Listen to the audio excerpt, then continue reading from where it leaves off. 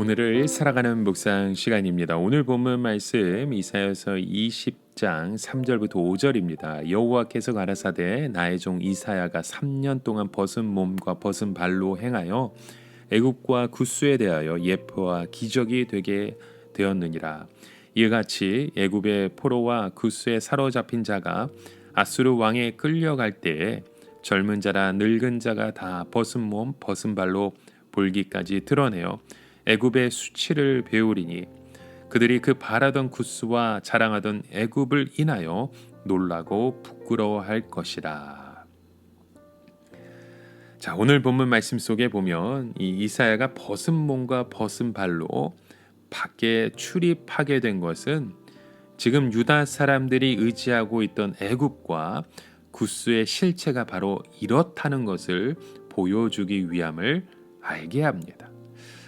그 당시 사람들은 애굽이야말로 유다 사람들을 아수르의 손에서 건져줄 유일한 나라로 생각했습니다.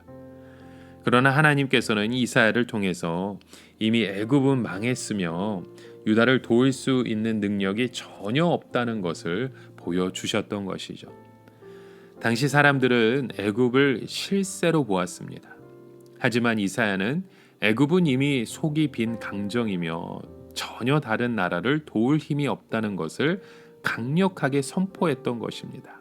애굽은 아예 없는 것으로 생각하라는 것이죠. 여러분, 지금 우리가 높은 자리에 앉아 있는 자들의 마지막을 이사야처럼 볼 수 있다면 얼마나 좋겠습니까? 얼마나 많은 사람들이 장차 망할 회사를 믿고 또 돈을 빌려주거나 망할 사람을 후원하는 바람에 모든 것을 다 잃어버리는 모습을 우린 보지 않습니까? 한때 아무리 유명했던 대기업들이라 하더라도 IMF 때가 지나갈 때는 모든 것을 다 팔아야만 했습니다. 그대로 그들의 삶의 기업들이 무너지는 것을 보았죠. 여러분, 우리의 삶 가운데 누군가를 의지하는 것은 부질없는 일입니다. 한순간에 큰 기업들도 어느 순간에 다 무너지는 때가 옵니다. 한꺼번에 무너지니까 우리의 삶에 희망이 없는 것이죠. 오늘날 우리의 문제가 무엇입니까? 한 치 앞도 내다볼 수 있는 능력이 우리에겐 없다는 것입니다. 오늘 우리에게도 이사야 같은 사람이 있어서 이 길은 망할 길이고 저 길은 성공할 길이라는 식으로 말해주면 얼마나 좋겠습니까? 그러나 우리는 알아도 그렇게 행하지 않습니다. 바른 길은 언제나 자기를 포기하는 길이기 때문이죠. 선지자라는 것은 무엇입니까? 미래를 볼 수 있는 자라는 거죠. 그런데 점치는 사람들처럼 용하게 미래를 알아낸다는 말이 아닙니다. 하나님의 말씀이 사람의 길을 보여주는 것이죠. 모든 사람은 각자가 다 어떤 길을 걸어가고 있습니다. 악한 자는 악한 자의 길이 있고 정직한 자는 정직한 자의 길이 있습니다.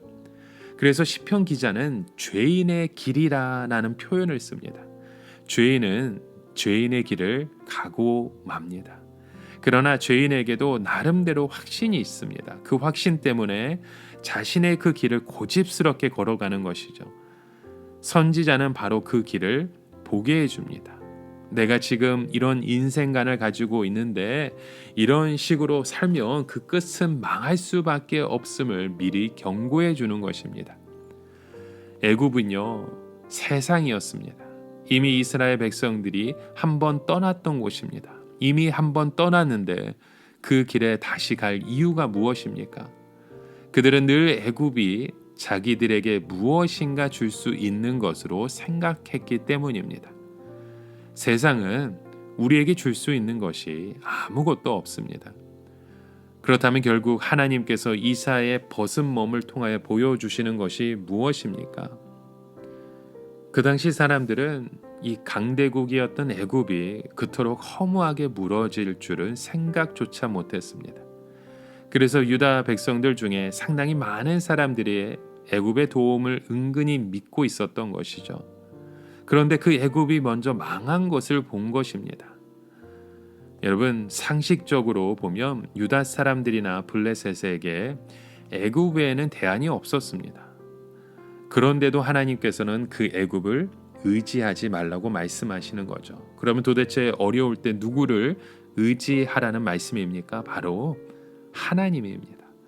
하나님께서 아수르도 움직이시고 애굽도 움직이신 것이죠. 아스돗이 무너진 것은 애굽에 대한 아수르의 침공의 시작이었습니다. 그 아스돗도 제법 오래 버티는 것 같았지만 결국 애굽의 원군은 오지 못했습니다. 그 이유가 무엇입니까? 애굽은 남을 도울 힘이 없었기 때문입니다. 애굽은 이미 썩어버린 고목이 되었던 것이죠. 하나님께서 그 사실을 유다 백성들에게 말씀하시는 이유가 무엇입니까? 하나님만을 의지하라는 것입니다. 하나님께서는 왜 나를 실제적으로 너희를 도울 수 있는 자라 여기지 않느냐 물으시는 겁니다. 우리는 하나님만을 믿어야 합니다. 그런데 막상 어떤 어려움이 생기게 되면 우리 주변의 사람들을 믿고 재물을 의지하게 되고 그들의 힘을, 권력을 믿으려고 합니다. 여러분, 우리에게 진정한 필요는 우리의 주변의 것들이 아닙니다. 이사야가 벗은 몸과 벗은 발로 그렇게 선 이유가 무엇입니까? 애굽보다 더 큰 분이 있다는 것을 그들에게 보여주는 것입니다. 이것은 어떤 의미에서 아예 애굽에 대해서 포기하라는 것입니다. 아예 처음부터 애굽의 도움을 기대하지 말고 차라리 벗은 몸으로 시작하라는 것이죠. 여러분, 우리가 해야 될 것은 하나님 앞에서 이사야의 복장으로 서는 것입니다. 내가 자랑할 것이나 내가 의지하는 것은 다 내려놓고 하나님 앞에서 벌거벗은이가 되는 것입니다. 하나님 외에 아무것도 의지하지 않고 두려워하지 않기로 결심하는 것. 그러면 하나님은 우리가 생각지도 못한 방법으로 우리를 도와주십니다. 오늘 우리의 삶 가운데 우리가 구할 것은 이 세상이 아니라 하나님의 마음이고 하나님의 뜻인 줄 믿으시길 바랍니다. 그럼 믿음의 고백을 가지고 오늘 하루 주님을 바라보시는 저와 여러분 되시길 주의 이름으로 축원합니다. 함께 기도합니다. 참 좋으신 주님, 오늘도 그 말씀에 의지하여 주님을 의지하며 소망하기 원합니다. 우리의 상황과 우리가 의지해야 될 것은 우리의 모습이 아니라 바로 오직 하나님 한 분만이라는 것을 깨달아 알아가는 귀한 믿음의 자녀 되게 하여 주시옵소서.